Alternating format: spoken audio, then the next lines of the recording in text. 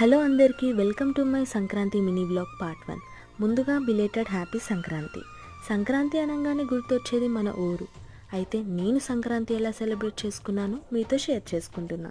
ప్రతిసారి లాగానే నేను మా అమ్మమ్మ వాళ్ళ ఇంటికి వెళ్ళాను.